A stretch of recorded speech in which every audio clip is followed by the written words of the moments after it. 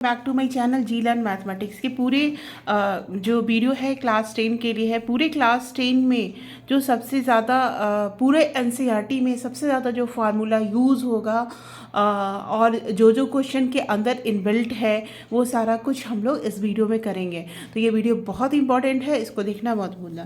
पहला हमारा क्या है, रियल नंबर। रियल नंबर्स में क्या क्या याद रखना है, HCF into LCM is equal to product of numbers. ठीक है, क्या करेंगे, कोई भी नंबर का HCF में, मान लो कि कोई नंबर है, सपोज करो 2A 3B है ना, और कोई भी नंबर है, नंबर HCF कैसे निकालते हैं, नंबर N1 लिख देते हैं, नंबर N2 अगर आ गया हमारा 2A एंड 3C, तो ये कॉमन 2A है तो 2A आंसर हो जाएगा। तो ये हो गया HCF इंटू LCM का। ठीक है, फिर दूसरा जो चैप्टर है क्वाड्रेटिक इक्वेशंस में, क्वाड्रेटिक इक्वेशन में हम लोग x² minus a plus B X plus A B जो फैक्टराइजेशन करते हैं उसमें यही काम करना होता है। मान लो कि सपोज करो सिंपल सा formula 2x plus 1 equal to 0, तो 1 को इस तरह से एडजस्ट करेंगे तो हम क्या लिखेंगे, -1 इंटू -1। अब ये -1 और -1 इस दोनों को आप ऐड करोगे तब क्या होगा, -2 होगा, और ये +1 हो जाएगा, मल्टीप्लाई करेंगे तो x² माइनस x प्लस 1। तो यही काम हम फैक्टराइजेशन में करते हैं। तो इसका वैल्यू क्या हो जाएगा, x माइनस 1 का होल स्क्वायर, इसमें से x कॉमन ले लेंगे तो ये हो गया। तो फार्मूला भी है। फिर पहला मेथड। दूसरा अल्फ़ा बीटा क्या होता है, x minus alpha x minus beta, इस दोनों में क्या अंतर है। देखो ये अल्फ़ा बीटा, इसको कभी कभी x² minus alpha plus beta x plus alpha beta is equal to 0। तो अल्फ़ा बीटा क्या हो गया, सम ऑफ रूट्स दिया रहेगा, या बुक में सम ऑफ ज़ीरोज़ दिया रहेगा, दोनों का मतलब सेम है। तो -b/a होता है, -b/a for this equation ax² plus bx plus c बराबर 0। यहाँ -b की जगह क्या हो गया, alpha plus beta, and the product of roots क्या हो जाएगा, अल्फ़ा बीटा हो गया। अब देखो इसमें क्वेश्चन कुछ ऐसा हो सकता है, व्हाट इज़ 1/अल्फ़ा प्लस 1/बीटा बराबर व्हाट। ऐसा हो सकता है अल्फ़ा 4/बीटा प्लस बीटा 4/अल्फ़ा। ऐसे कुछ तरह से क्वेश्चन हो सकते हैं। तो इसमें हम लोग इक्वेशंस a प्लस बी का होल स्क्वायर है ना, a प्लस बी का whole cube, alpha plus beta का होल क्यूब है ना, alpha cube plus beta cube, ये सारे इक्वेशंस का यूज़ करके हम लोग इसको कर देंगे। जहाँ यूज़ पड़ेगा, नहीं यूज़ पड़ेगा तो नहीं करेंगे। तो ये सारा हमारा इसका ट्रिक्स है। अब इसके बाद आता है हमारा क्वाड्रेटिक इक्वेशन। ठीक है, तो क्वाड्रेटिक इक्वेशन में हम लोग क्या करेंगे, क्वाड्रेटिक इक्वेशन में आप रूट्स याद रखिएगा, ax² plus bx plus c बराबर 0। अगर क्वेश्चन में इक्वल रूट्स पूछेगा, बस d को 0 कर देना है, यानी b² बराबर 4ac। अगर इक्वल रूट्स बोलेगा, और या अगर ये बोलेगा sum of roots is equal to 0, तो सम ऑफ रूट्स क्या होता है, -b/a इक्वल टू 0। तो यानी कि b वाला जो टर्म होगा क्या होगा, 0, यानी अल्फ़ा प्लस बीटा 0 है ना। तो एक रूट्स एक दूसरे का अपोजिट होगा है ना, अल्फ़ा प्लस बीटा अगर 0 होगा तो अल्फ़ा क्या होगा, माइनस बीटा होगा। इक्वल रूट्स की जगह पर ये हम करेंगे। और इसमें और भी दे सकता है, रूट्स ओनली 1 0, तो भी हम कर देंगे b² को। अब इसमें जो एनसीईआरटी में क्वेश्चन है वो क्या है, देखो इसमें कुछ ऐसा दिया रहेगा kx plus c equal to 0। तो किच k का वैल्यू क्या होगा, जब roots k² equal to 4ac, जब k का वैल्यू क्या होगा, जब रूट्स इक्वल होगा। या कुछ बड़े इक्वेशन में दे दे x² माइनस 4, ऐसे घुमा फिरा के दे दे k minus 4x something and something. तो आप जैसे अब यहाँ पे देखो x³ आ गया है ना, तो ये जैसे अब यहाँ पे हो सकता है x होगा, क्योंकि क्यूब वाला भी आप लोग को हटा दिया गया तो नहीं रहेगा। तो इसको आपको एडजस्ट करना होगा है ना, जैसे x² माइनस 4x, फिर यहाँ पे x² माइनस 4x प्लस, मान लो कोई कांस्टेंट सपोज करो ये 8 है, प्लस 8 है, यहाँ पे x नहीं k है ना, kx माइनस 4x। अब फिर एडजस्ट करके लिखेंगे x कॉमन k माइनस 4, फिर ये भी 4x है तो k माइनस 8 हो गया एंड प्लस 8 हो गया।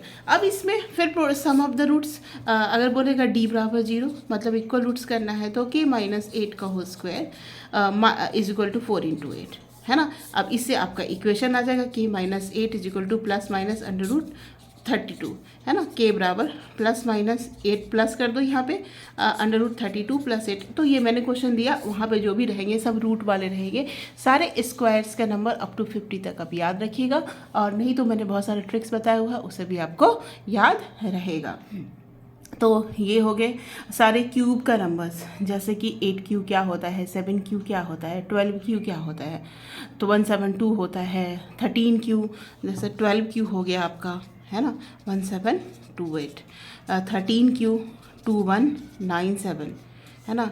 2 टू दी पावर 10 1024 है ना। तो 2 to the power 10 to the power 5 32 32 into 32 1024। तो कुछ कुछ चीज़ हो सकता है कि आपके आ जाए। इसके अलावा ये हो गया हमारे क्वाड्रेटिक इक्वेशंस के बाद। फिर अब हम बात करेंगे ये सर्कल के। सर्कल में क्या आएंगे, ये सर्कल है तो टेंजेंट्स का लेंथ क्या करना, आपको एक सर्कल ऐसे आराम से बना दीजिए है ना। तो सर्कल में क्या होता है, रेडियस। सर्कल का एरिया क्या होता है, पाई आर स्क्वायर। सरकमफेरेंस, अब पेरीमीटर, दोनों का बात अगर देखो क्वेश्चन में कैसे कैसे घुमाए रहता है तो 2 पाई आर। पेरीमीटर मतलब एक चीज़ होगा वेरिएबल, मीटर यूनिट से समझ जाना। अब देखो इसमें क्वेश्चन क्या आएगा, जैसे पी ए और पी बी ये दोनों बराबर होंगे, पी ए बराबर पी बी होगा हर जगह है ना। और ये एंगल बाइसेक्टर होता है, ये एंगल बराबर, ये एंगल जीवन में हमेशा 90 डिग्री होगा है ना। तो तुम इसको पाइथागोरस बना सकते हो। बहुत बार क्वेश्चन आया है कि ये दिया है ये नहीं दिया, तो अब वहाँ पे सर्कल में ना जो क्लास 10 के बच्चे हैं वो ट्रीगो नहीं लगाते हैं। You can put trigo circle में tan थीटा लगा दोगे, यहाँ पे मान लो कि ये आर है ये बी है, सपोज करो ये आर है ये बी है, तो जहाँ पे आर को tan theta is equal to R by B लिख सकते हो है ना। और दिस इज इस केस में क्या हाइपोटेन्यूज हो गया, या यहाँ पे अगर हम इसका यूज़ इसमें ये यूज़ कर रहे हैं तो साइन थीटा यूज़ करेंगे, तो sine theta is equal to R by H करेंगे। तो इससे आपका क्वेश्चन बहुत इजी आ जाएगा। सर्कल के क्वेश्चन में एंगल्स पूछा हो, कोई साइड का लेंथ पूछा हो, तो वहाँ पे अब ट्रिग्नोमेट्री पुट ट्रिग्नोमेट्री देयर है ना। तो अब एंगल सब याद रखना होगा। tan थीटा 30 डिग्री कब होता है, tan 30 डिग्री का वैल्यू क्या होता है, tan 30 डिग्री का वैल्यू होता है 1/√3। tan 60 डिग्री का वैल्यू क्या होता है √3। tan 45 डिग्री का वैल्यू क्या होता है 1 है ना, याद रखेंगे वहाँ पे। अब साइन 30 डिग्री हाफ, जो साइन 30 डिग्री होगा वही cos 60, इस दोनों का सम 90। तो फिर साइन 60 डिग्री √3/2 और वही हो जाएगा cos 30 डिग्री। सेक तो cos का उल्टा सेक, साइन का कॉसेक, टेन का कॉट, उल्टा करके आप लोग कर लीजिएगा। तो यहाँ पे एक चीज़ का ध्यान देना है, जो एनसीईआरटी में क्वेश्चंस हैं जैसे कि किसी स्क्वायर को टच करता हुआ सर्कल्स है तो ये टेंजेंट इज इक्वल टू ये लेंथ इज इक्वल टू ये लेंथ इज इक्वल टू ये, या कोई ट्रायंगल्स को टच करता हुआ है तो ये क्वेश्चन है आई थिंक कि 6 है 8 है 6 है x है, इसका इन रेडियस r बराबर 4 दिया हुआ है जो एनसीईआरटी का लास्ट क्वेश्चन है। तो इसमें आपको साइड निकालना, एरिया ऑफ r बराबर area of triangle by s का यूज़ कर देंगे तो इसका हमको आंसर आ जाएगा। और एरिया ऑफ ट्रायंगल्स का यूज हम लोग √s into s minus a s minus b into s minus c से कर देंगे। और एस का वैल्यू क्या हो जाएगा, आप दोनों को देखो, ये दोनों मैंने क्या कहा टेंजेंट बराबर x हो गया, तो ये हो गया 2x प्लस 28 14 यानी बाई 2, एस बराबर a प्लस बी यानी x प्लस 14 आएगा। a क्या होता है ए बी सी लगा देना, वहाँ पे सामने वाला को a लिख देना, इधर सामने वाले को b लिख देना, इधर सामने वाले को c लिख देना। तो सबका वैल्यू यानी कि c का वैल्यू, a का वैल्यू क्या हो जाएगा 14, b का वैल्यू क्या हो जाएगा x प्लस 8, c का वैल्यू क्या हो जाएगा x प्लस 6। तो वो यहाँ पे डाल देंगे, we will get the answer. I think 15 या कुछ 13 और 15 ऐसे कुछ आएगा आंसर। ये है एनसीईआरटी का क्वेश्चन, तो ये ट्रिक यूज़ करना है। फिर जैसे कि एक बाइसेक्टर वाला क्वेश्चन है ना, तो यहाँ भी जैसे ये एंगल जो यहाँ कंसेप्ट यूज़ किया, ऐसा नहीं कि जो कंसेप्ट सर्किल में यूज़ हुआ ट्रायंगल में नहीं यूज हो गया, जो ट्रिगो में यूज़ हुआ ट्रिगो विल कम एवरीवेयर, है ना। तो जहाँ जो आएगा वहाँ पे, बट हमको क्वेश्चन को फास्ट बनाना है, ईजी। एनसीईआरटी में थोड़ा लंबा दिया हुआ है, जो सॉल्यूशन बहुत जगह है, पर उसको आप ईजी ट्रिक से कर सकते हो। उसके बाद है ट्रायंगल्स में, ट्रायंगल में बस आपको एक ही चीज़ याद रखना है, मिड पॉइंट थ्योरम। उसके बाद सारी कहानी ख़त्म हो गई। इसी से A B by B D is equal to A C by C E, यही याद रखोगे, है ना। और B C is equal to half of D E, इतना याद रखोगे। उसी में कभी कभी इसको जोड़ना पड़ेगा, कभी इसको घटाना पड़ेगा, कभी दोनों साइड 1 जोड़ना पड़ेगा, कभी ऐसे कंडीशंस होंगे। तो this is only about the triangle, इसके अलावा कुछ भी नहीं करना है। 2 ट्रायंगल सिमिलर होंगे तो ऐसा हो सकता है perimeter P1 by P2 is equal to ratio of sides हो सकते हैं। ये ऐसा क्वेश्चन आया था पिछले साल सैम्पल पेपर में, रेशियो ऑफ साइड्स। अच्छा, सरफेस एरिया वॉल्यूम में क्या हो सकता है? सरफेस एरिया वॉल्यूम में पहला तो एरिया वाला भी है, तो सर्कल का area pi r square, cylinder का क्या होता है 2 pi r h curve and plus pi r square, दोनों ऊपर नीचे दोनों का करें तो 2 पाई आर स्क्वायर, तो टी ऐसे हो गया total surface area. And curve surface area पूछा जाएगा तो 2 पाई आर एच लिख देंगे, है ना।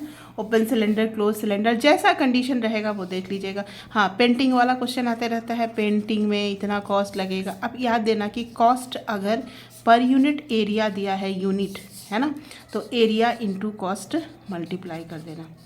कॉस्ट पर यूनिट पेरीमीटर दिया है तो एरिया इंटू पेरीमीटर को मल्टीप्लाई कर देना, ठीक है।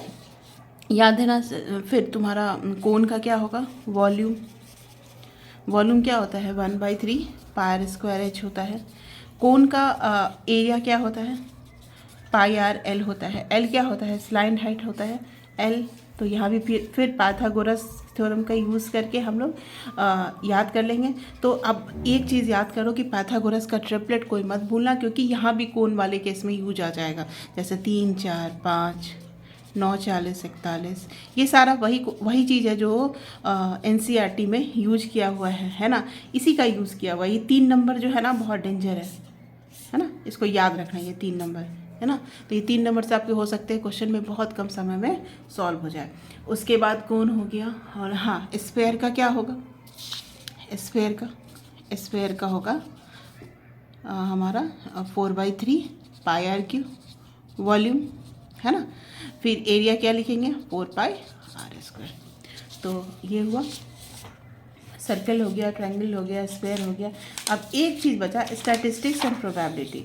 Statistics and probability next video में आ जाएगा। इसके लिए आप चैनल को लाइक, कमेंट और सब्सक्राइब करना नहीं भूलोगे। Thank you.